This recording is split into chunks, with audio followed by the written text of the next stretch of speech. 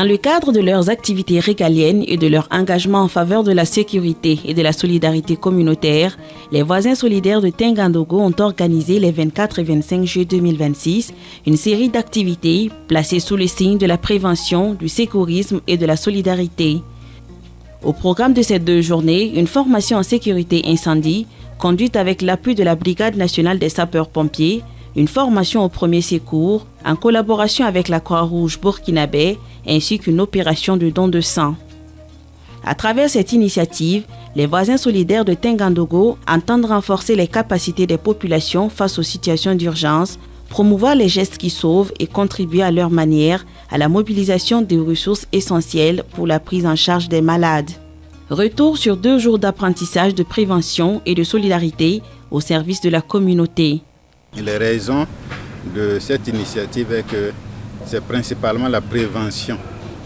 Nous préférons prévenir que de guérir parce que nous savons que dans certains foyers, dans certaines familles, des incidents se sont passés et c'était catastrophique. Nous préférons former les enfants, nos épouses, pour qu'en cas d'incendie, en cas de besoin de secours, de premier secours, qu'on ait les rudiments, les béabas pour pouvoir intervenir. La première étape de cette initiative a été consacrée à la sensibilisation à la sécurité incendie. Une formation à la fois théorique et pratique, animée avec l'appui de la Brigade nationale des sapeurs-pompiers, afin de doter les participants de connaissances et de réflexes indispensables face aux risques d'incendie. Au cours de cette session, plusieurs modules ont été abordés, notamment les généralités sur la prévention et la prévision des risques, les différentes classes de feu, ainsi que les types d'extincteurs et leur utilisation. Au-delà de la théorie, les participants ont été mis en situation à travers des exercices pratiques leur permettant de mieux comprendre les comportements à adopter et les gestes à effectuer en cas de départ de feu. Une formation qui vise ainsi à faire de chaque participant un acteur capable de prévenir les risques, réagir efficacement face à un incendie et contribuer à la protection des personnes et des biens. Des enseignements dont les participants mesurent déjà l'importance. On a appris comment secourir en cas de danger et on peut appeler aussi les numéros des sapeurs-pompiers en cas de danger aussi. On a appris plein de choses qui vont nous servir dans la vie courante, à la maison, avec les proches. Comment on peut aider et subvenir en cas de danger.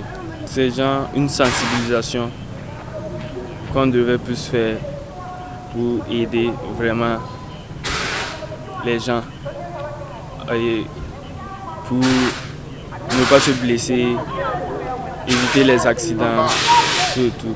En tout cas, ça sert beaucoup. Ça nous a vraiment aidé.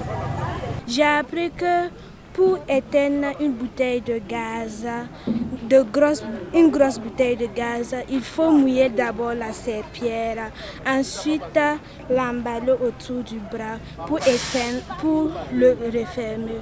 Ou soit on peut prendre la serpillière mouillée et l'emballer pour taper sur la bouteille de gaz pour ensuite refermer la bouteille. J'ai appris comment on utilise un extincteur. Ça me servira à mieux faire s'il y a un accident dans la cuisine pour aider à mieux éteindre la bouteille de gaz. Aujourd'hui, nous avons appris comment éteindre un incendie. J'ai appris quand il y a un incendie, il faut bien se calmer avant d'éteindre.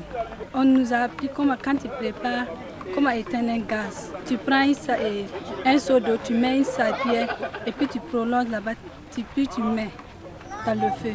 Après la sécurité incendie, les participants ont été initiés aux gestes de premier secours avec l'accompagnement de la Croix-Rouge burkinabé. Une formation essentiellement axée sur les accidents domestiques, ces incidents qui peuvent survenir à tout moment au sein des familles et nécessitent une réaction rapide et appropriée. Plusieurs modules ont ainsi été abordés, notamment la prise en charge des brûlures, les accidents liés au courant électrique, les situations de noyade ainsi que les mesures de prévention permettant de réduire les risques au quotidien. À travers des explications théoriques et des exercices pratiques, les participants ont appris à adopter les bons réflexes face à une situation d'urgence en attendant si nécessaire l'arrivée des secours professionnels.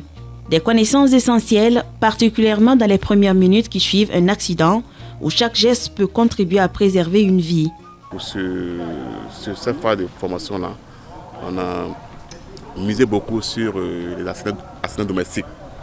Voilà, quand on parle d'accidents domestiques, on parle de brûlures, on parle de courant électrique, on parle de noyade.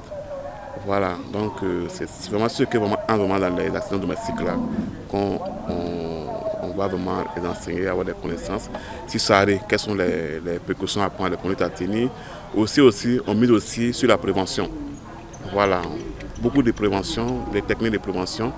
Au cas où ça arrive aussi, qu'est-ce qu'on doit faire aussi pour soulager la personne aussi, pour ne pas que la situation s'aggrave. Donc, surtout les accidents domestiques. Et puis aussi, une hémorragie. Voilà, il peut arriver que non, il peut y avoir une blessure dans la maison, un couteau, un bois qui a blessé quelqu'un. Qu'est-ce que sur les champs, qu'est-ce qu'on peut faire pour pouvoir arrêter l'hémorragie? Aussi, on a vu aussi au niveau de la nourriture, avaler les travers.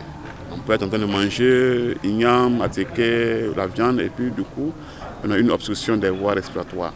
Qu'est-ce qu'on peut faire en ce moment aussi? Donc la technique aussi, qu'on va les montrer aussi, c'est juste vraiment d'obscurer l'objet pour pouvoir aider la personne aussi. Donc aussi, on a vu dans le cas aussi, où on parle aussi, il peut y avoir une personne aussi qui a un malaise, et puis tout le monde dans l'inconscience, mais qui respire. Qu'est-ce qu'on fait là? On ne se panique pas, mais il y a des conditions, des techniques à faire, des conduites à tenir. Avant que l'ambulance arrive, ou encore avant qu'on ait l'instant de santé, on peut déjà faire ce qu'on appelle une position latérale de sécurité à cet enfant-là. Ou encore dans une assemblée ou encore dans une foule, quelqu'un qui crie d'asthme ou encore épilepsie. Qu'est-ce qu'on fait? Voilà, donc c'est ces éléments-là qu'on a vraiment, on va vraiment détailler dans 2 jours pour qu'ils puissent avoir des béabas sur ces conduites à tenir là. Au cas si le problème arrive, le cas d'incident arrive, pour ne pas qu'ils soient paniqués, il y a tout que je dois faire. Pour les participants, cette session a également été l'occasion de mieux comprendre les comportements à adopter face aux accidents domestiques et de répartir avec des réflexes utiles, aussi bien dans leur cadre familial que communautaire. J'ai appris que les gestes qu'on nous a montrés, la pratique, ça peut nous aider à sauver ça peut nous aider à sauver des vies et nous prévenir des dangers, sauver notre famille et tout, pour pouvoir nous préserver en bonne santé et nous donner une longue vie. Ça me servir à protéger aussi ma famille aussi de ces dangers, surtout pour le gaz dans la cuisine et tout. Sauver des vies et pour les montrer, prévenir aux proches, les parler. Si je finis, je ferai une communication avec mes proches dans le quartier pour les prévenir du danger pour ceux qui ne sont pas venus. Bon, ce matin, on nous a appris comment venir en aide à ceux qui sont dans des situations compliquées, des situations sanitaires, des crises sanitaires, comment leur venir en aide en attendant les secours. Et aussi, on a appris comment gérer les feux, par exemple dans la cuisine ou dans la maison, comment éteindre les feux pour que ça ne devienne pas des grands incendies. On nous a aussi donné quelques mesures, comment se comporter à la maison, les objets dangereux, par exemple les prises, les allumettes, etc. Et les mesures à prendre et les choses à éviter également dans la maison. Au-delà de la formation, l'objectif est de renforcer la capacité de la communauté à prévenir les accidents, porter assistance aux victimes et contribuer à sauver des vies. Qui vraiment que ce soit un modèle de demain, voilà, qu'ils grandissent avec ça et que vraiment, qu'il y ait vraiment un changement, un impact vraiment dans les vies positives, comme soit à la maison, soit encore en dehors de la maison. Pour la 3e année consécutive, les voisins solidaires de Tengandogo ont renouvelé leur engagement en faveur de la solidarité et de la santé à travers une opération de don de sang organisée en collaboration avec le Centre régional de transfusion sanguine CRTS. Cette initiative a une nouvelle fois mobilisé de nombreux donneurs venus accomplir un geste simple mais dont l'importance est capitale, donner son sang pour contribuer à sauver des vies. Dans un contexte où les besoins en produits sanguins restent importants, cette opération se veut également un acte de sensibilisation. Elle invite chacun à prendre conscience que le don de sang est un geste citoyen, solidaire et indispensable à la prise en charge de nombreux patients. Pour les organisateurs, la mobilisation des donneurs traduit la volonté des voisins solidaires de Tengandogo de faire de la solidarité un engagement concret au service de la communauté. Cette activité s'inscrit en tout cas le cadre normal de notre programme d'activité, à savoir des activités de promotion de la santé et de l'amélioration du cadre de vie. C'est une activité que nous tenons, ça fait bientôt 2-3 ans. Chaque année, en tout cas, on essaie d'apporter notre contribution, surtout en période hivernale où la demande en produits sanguins labiles est très importante. Les perspectives, effectivement, c'est encore continuer la sensibilisation au niveau des communautés, voilà, parce que nous sommes tous des potentiels demandeurs de sang. Voilà, donc ça veut dire qu'appeler en tout cas tout citoyen qui est apte à donner son sang, vraiment de s'intéresser. On va effectivement renforcer la mobilisation, la sensibilisation au niveau de la communauté pour qu'en tout cas à chaque édition, qu'il y ait une participation en tout cas très importante afin que nous puissions récolter des sangs et sauver en tout cas les malades qui en ont besoin. Du côté du Centre régional de transfusion sanguine, CRTS, cette mobilisation est accueillie comme un appui précieux aux efforts de collecte et de constitution de stocks de sang nécessaires aux établissements de santé. Cette activité lancée par les voisins solidaires de Tengango vient soutenir et aider le centre de transfusion sanguine dans cette quête de produits sanguins pour les hôpitaux. Vous savez que c'est le centre de transfusion sanguine qui doit collecter le sang, le traiter et le mettre à disposition des structures de soins. Et pour cette période de vacances où nos gros donneurs, qui sont les élèves et les étudiants, ils sont en vacances, donc ça fait que les sites de collecte de sang sont réduits pour le centre de transfusion sanguine. Donc c'est une activité qui vient nous soulager et ça va profiter aux malades. Nous demandons à toute la population de regarder la question du don de sang comme une affaire de tout le monde. Voilà, ce n'est pas le centre de transfusion sanguine seul, ce n'est pas le ministère de la Santé seul, mais chacun doit se sentir concerné. Et l'initiative lancée par les voisins solidaires de Tengango est à saluer et nous pensons que chacun dans sa structure, dans son quartier, dans sa mosquée, dans son église devrait prendre la même voie pour qu'on puisse avoir du sang pour les malades qui sont dans le besoin. Chez les donneurs, les motivations sont diverses, mais le geste reste le même, offrir une partie de soi pour donner une chance à une personne qui en a besoin. J'ai trouvé ça nécessaire parce qu'il y a d'autres qui en ont besoin et il faut en donner aussi à ceux qui n'en ont pas pour sauver la vie.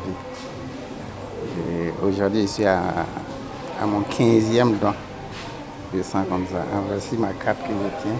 On vient de la remplir aussi, 15e fois.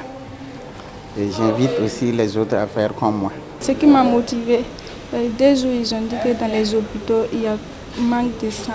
Les patients souffrent. Donc aussi, j'ai appris que quand tu donnes ton sang, tu sauves beaucoup de vies. Donc ça m'a encouragé de venir donner. Ce qui m'a motivé à venir donner mon sang ce matin, c'était en fait dans l'objectif de sauver des vies. Parce qu'on se rend compte que, voilà, avec bien sûr la circulation, les accidents en fait qui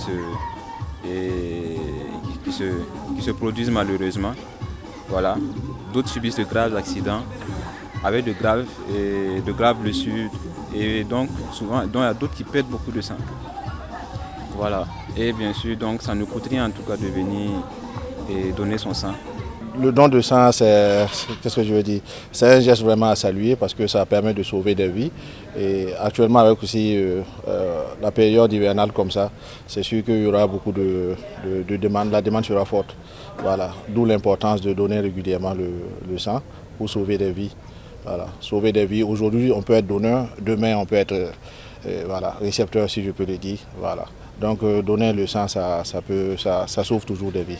Voilà. C'est vraiment un geste salutaire. Et j'invite tout le monde à faire ce geste-là.